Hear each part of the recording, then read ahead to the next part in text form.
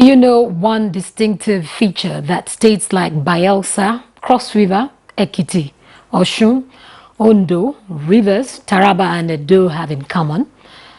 Well, that should be an easy one for environment experts who know these states collectively account for over 50% of the tree cover in Nigeria. Now, the total land area of Nigeria is over 900,000 kilometers square, with a forest area of over 100,000 kilometers square. This means Nigeria has about 12.18% of forest cover. In more ways than one, Nigerians depend on the forests for survival as well as economic development. But with the passage of time, the threat of deforestation surges, and survival for countless number of species is further threatened.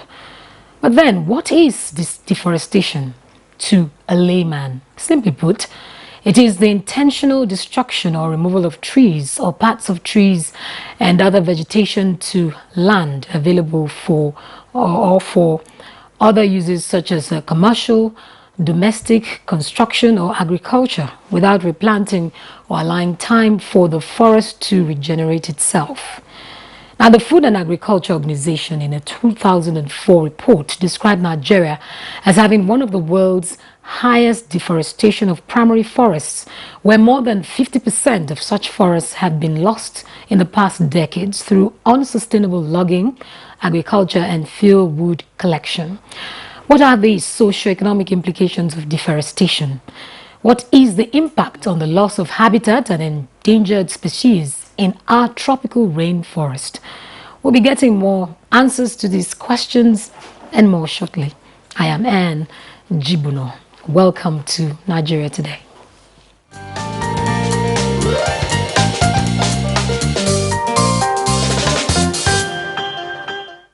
In the studio to discuss the dangers posed by deforestation is Kitan Oluwabuyi, an environmental consultant and FCT's Councillor, Waste Management Society of Nigeria. Thank you for joining us on Nigeria Today. Thank you. We also have John Baki. He's the Deputy Executive Director of Women Environmental Program. It's good to have you join us, John. Thank you. A man heading a Women Environmental Program. Interesting. Okay, I'll start with you, Kitan. Let's take a look at Nigeria is estimated to lose about 1.5 million trees, to illegal logging.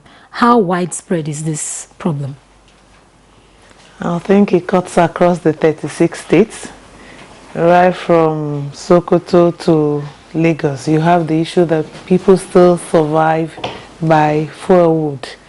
A number of our rural populations find it the main means of cooking and for use. So felling the trees, it's a practice.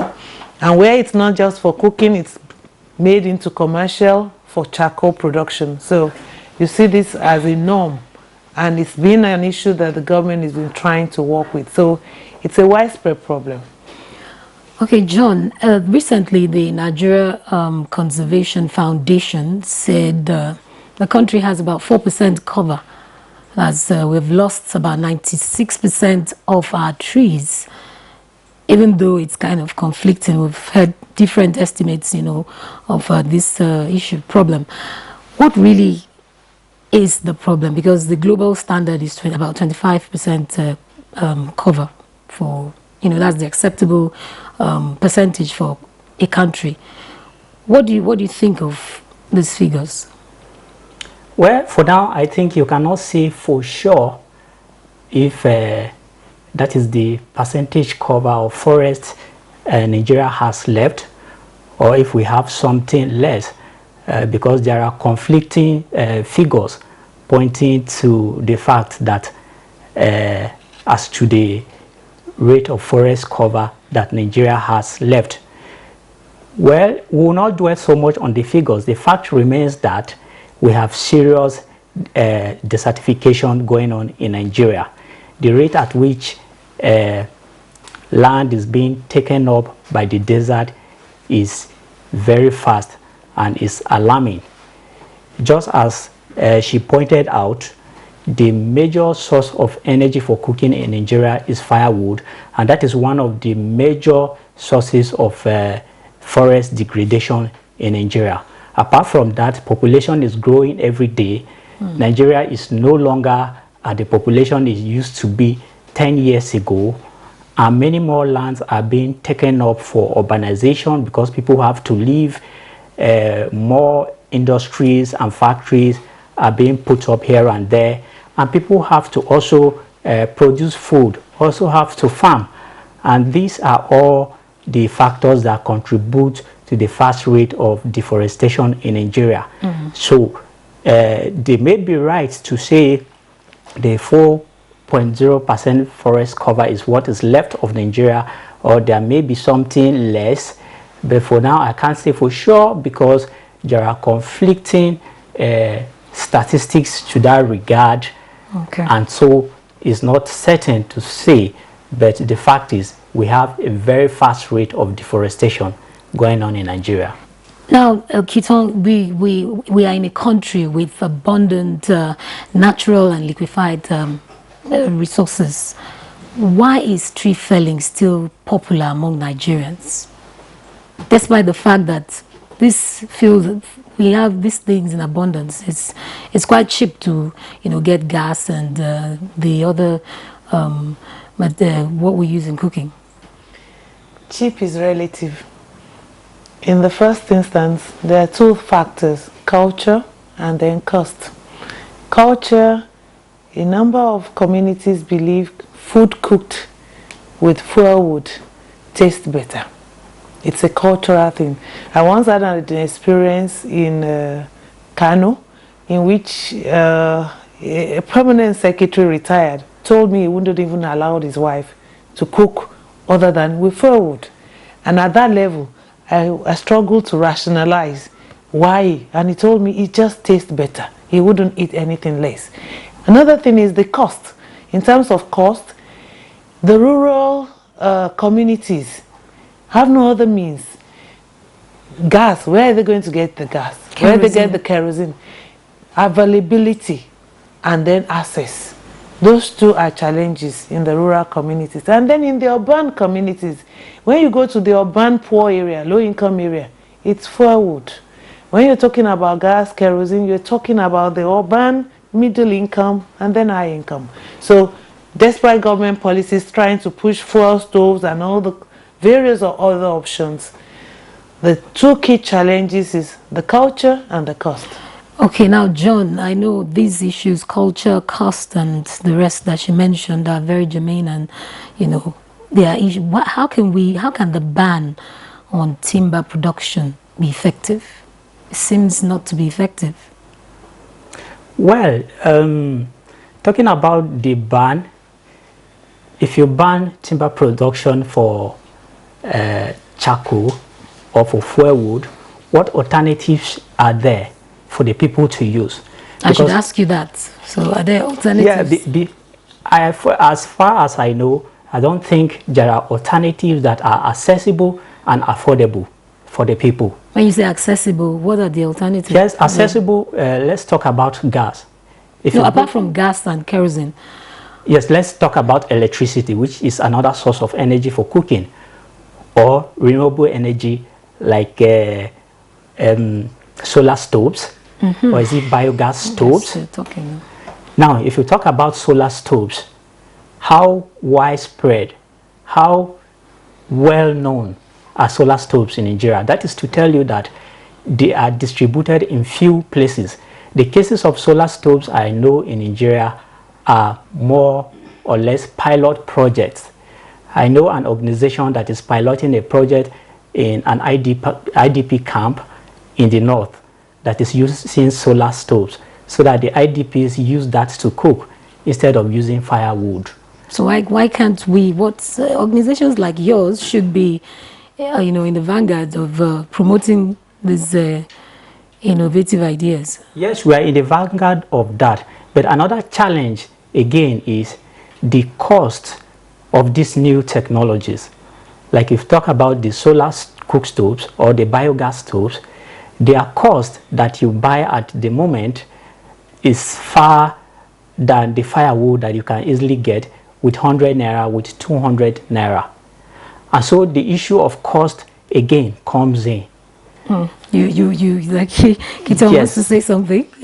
In addition to what he said, my position will be that in the first instance, we haven't costed our deforestation, so we have no value to it. What you don't have value to, it's trash. And because of that, yes, biogas is available. With the biogas that is available, you realize that we generate waste from rural to urban communities. But the technology is available. In India, it's cheap. It's worth of $100. What's the worth of $100 here to buy that?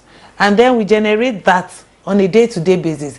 It's simply because we think fuel wood is cheap, is there, no cost to it. Okay. We have a cost to palm oil. It's cash crop. We have a cost to cocoa, but no cost to just these other ones. Those are the challenges we have. All right. Well, you're watching Nigeria Today on NTA News 24, and we're looking at how to checkmate deforestation in Nigeria. Our correspondent went out earlier to speak to Nigerians on the dangers of deforestation. Let's hear what they had to say.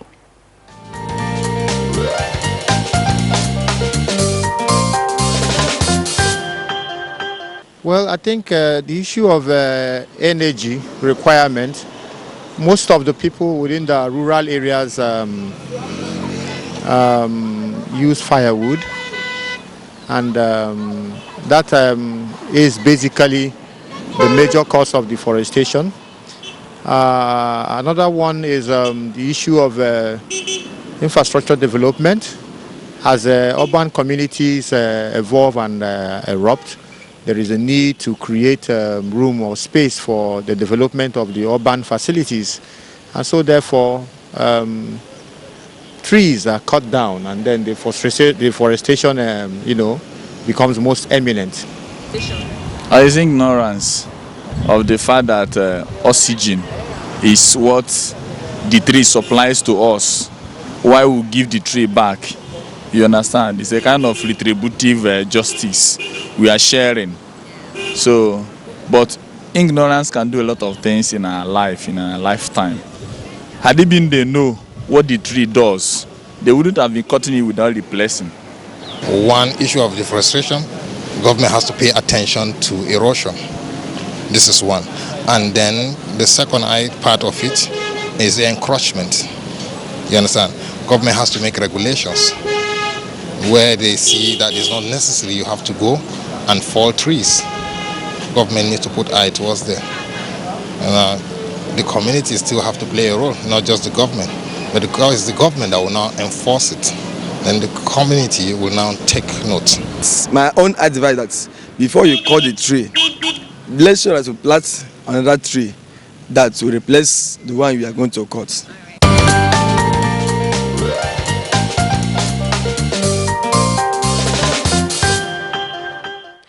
You're watching Nigeria Today, and we're discussing how to checkmate deforestation in the country. We still have Kiton Oluwamuyi, environmental consultant and FCT Councillor, Waste Management Society of Nigeria, and John Baki, Deputy Executive Director of Women Environmental Program, still here with us. Now we listen to what Nigerians had to say. John, do you think amending our laws will help the situation, because the environment seems to be paying for this deforestation challenge that we have? People don't seem to know the impact they're making on the environment, the impact of cutting down a tree and not replacing it is having on the environment. Well, I don't think the problem here is the law. We already have laws, and we have the national National Environmental Standards and Regulations Enforcement Agency, which is the agency of government under the Federal Ministry of Environment that is charged with that responsibility of ensuring that the environment is not used unsustainably, which includes cutting down of trees, and they have a regulation to that regard. So it is not as if you don't have those regulations that prevents people or place sanctions on those who use the environment unsustainably. But the issue, as I said earlier, is the issue of alternative that I talked about. Like the issue of firewood, which is the major source of energy to many households in Nigeria. There is a need to strategically bring out an alternative, and this may not be done well by the people alone. Government has to come up with a program that will plan in phases, in stages, when to deliver renewable energy or clean energy for cooking to all the population of Nigeria, to all the household of Nigeria. So if you ban the cutting down of trees today and there is no alternative, how many people will you arrest because they have used firewood, they have cut trees to use as firewood? The work will even be too enormous for Nigeria to do or other environmental enforcement agencies to do. So I think it's an issue of sitting down and coming up with an intervention that we make accessible clean cooking energy to the people. It may be to roll out, to work more on the rural electrification program to make more rural communities have access to electricity, which they can get a 1,000 electric stove and then use it for their cooking, or to have other cleaner cooking energy sources. But it is not something to be done haphazardly or as pilot project. It's something to sit down and carefully plan. All right, now Kiton, many Nigerians don't seem to know the implication of deforestation. Can you just tell us briefly how it impacts the climate, how it causes climate change and erosion and other environmental issues? The ones we are seeing, we've seen some flooding and erosion and all that. It's natural. The first thing is that the forest serves like the first thing that intercepts the rain when it comes. So it hits on the leaves and it stops it. So when you remove the trees, the rain hits straight on the soil, and that's erosion. And then with the runoff, the next thing is that you create a runoff. If it's flash flood or whatever, it pushes, and then we have flood. And then one other thing is that because when when the rain is falling, the intensity, by you having forest, it breaks the intensity of the storm surge. When that's not also there, again, you're pushing for flooding. And once flooding starts and its erosion is occurring, the third thing that happens is that there's land degradation. It's taking the nutrient topsoil off. And that's where you have that when farmers go there, you have issues of desertification. These are the small gradual process. So we have erosion, we have flooding, and then gradually over the time, we have desertification coming in, because then there's no nutrients, there's no forest cover, there's no replacement. These are the challenges. And what's the next thing? Economic problem. We are a farming nation. As much as we can make boasts that we have industries, with our population getting up to 200 million, 60% are surviving on farming. So economically, where the farms, as desertification is coming from the north and coming southward, these are economic challenges we have to face. So those are the things we're dealing with. And with climate change, the climate change is just that, again, with forest cover being removed, you remove even the cover for the ozone layer, which makes it hotter. And these are the challenges. So population growing, it's a big challenge. If we don't address this deforestation, it's not only the felling of trees for firewood, it's for agriculture. And the third thing is for the structures, urban population. So we need to tackle it at three ends, not just, as you said, the policy end or pilot projects. It's a threefold thing. First, technologies are available. India, which we are coming to be the third largest country anyway, should be India is big. We never thought we'd come. Now we're number 3. By 2050, we're number 3. If we're number 3, India has been surviving since 1920 on biogas for its rural community. What's the rocket science there? It's a question of we bringing the technology, making it commercially available, and that's the required, not government. Government intervention has limitations. Okay. Now let's, John, let's look at the Green Recovery Initiative. You know, how do we make this effective, especially when other initiatives have failed? Okay, in terms of green initiative to restore the degraded land, there is an initiative by the government, the Great Green Wall Initiative of the Sahel and the Sahara, which is actually a Pan-African initiative to address degradation in the land degradation in the Sahel and Sahara. And Nigeria also keyed into that program, and that led to the establishment of the Great Green Wall Agency, which is working in the north, that aims to plant trees from east to west at a stretch of 1,500 kilometers. So that is one initiative, prominent one that I know, which the country is undertaking. But apart from that, there are several other isolated initiatives by non-governmental organizations and some international organizations which involve planting of trees and equipping people with livelihood that will make them not depend so much on agriculture or on livelihood that are dependent on the soil. Okay, but Kito, let's look at how can the habit of planting trees be inculcated in Nigerians? How can we get that? Based on the work you do, what do you think can make Nigerians learn how to plant trees? What kind of advice can you give to, government? Yeah, the very first thing is... maybe when he's done. The very first thing is because the fact remains that some people are not still aware about the importance of trees to their lives and to the environment. So it's making them aware? Yes, you need to make them aware that it is good to plant trees because these are the benefits that you reap from planting trees. Okay, let's hear from Kito.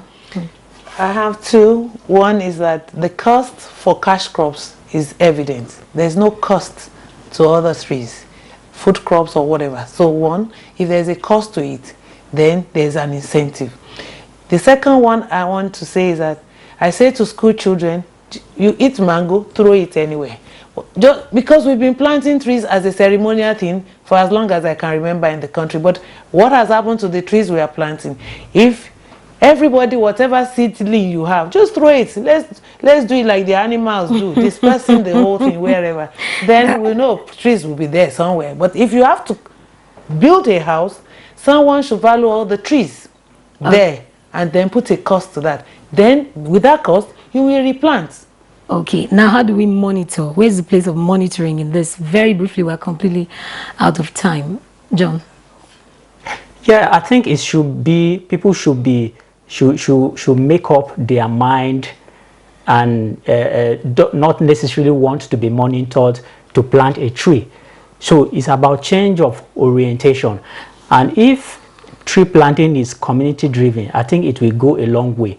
And then emphasis on economic trees, which you will know that you are going to reap benefit from there. So no one will have to monitor you on what you have to reap benefit from. All right, thank you very much, John Baki, Deputy Director, Executive Director, Women Environmental Program. Thanks for joining us. You're welcome.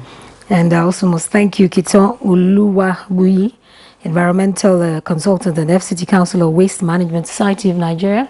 Thank you. All right. Well, that's Nigeria Today. And we've been looking at checkmating deforestation in the country. Thanks for staying with us. Do join us again tomorrow.